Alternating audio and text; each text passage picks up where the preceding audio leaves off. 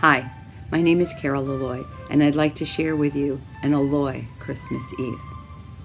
Preparations for Christmas Eve begin well before the 24th of December because a lot of time and planning has to go into a meal for about 50 people.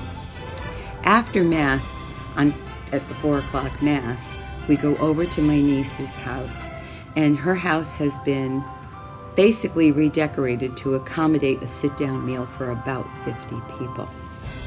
We do the traditional Feast of the Seven Fishes, along with other things, because as time has gone by, some of the younger folks do not eat the fish and the types of things that the older generation does.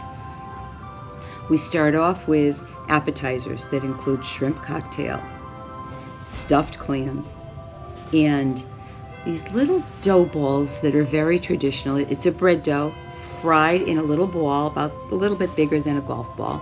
And inside the dough, there is tucked either tuna fish in olive oil or an anchovy, depending on which ones you have. And they are always a big hit on Christmas Eve. And we only have them on Christmas Eve. It's not that you can't make it other times, but we only have them on Christmas Eve. Following the appetizers, we have calamari in brodo, which is like a soup with calamari in it in a little light tomato sauce. Following that, you have a linguine with crab sauce. And Al is the champion as far as making the crab sauce. That has been his job for many, many years now. Following the crab sauce, we have bacala, which is codfish. We don't do the bit where you have to soak the dried piece of codfish for days in order to get all the salt out of it. We just buy the codfish. The codfish will be made in two different ways. It can either be fried or it can be in a salad with olives and olive oil and garlic and parsley. It makes a delicious salad. And we also have to have a vegetable. And our vegetable is always escarole salad with olives and garlic and olive oil. And never any vinegar in the escarole salad, not on an Aloi Christmas Eve. Following dinner, the tables are all broken down. Dishes are started to be washed, and pots and whatever are got to be washed. And then Santa Claus arrives. Comes with a bag of toys for the children, and he also is handed a bag of Hershey Bars that are wrapped. Now the Hershey Bars are each individually wrapped because inside each little wrapped Hershey bar is a $1 bill, $5 bill, $10 bill, or $20 bill. You don't know what you're getting when you get your Hershey bar from Santa Claus. And it is a hit.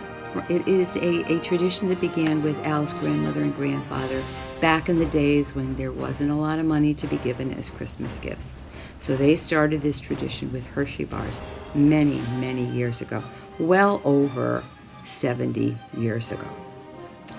So each child gets their candy bar and does a thumbs up for Santa, for Christmas. Thumbs up for Christmas. A few years back, Al and I realized that, the number of kids in this family keeps increasing and increasing, and the number of parents are decreasing and decreasing. So we started that everybody gets a candy bar. And each one of us, when we go up and sit on Santa's lap, have to do a thumbs up for Christmas.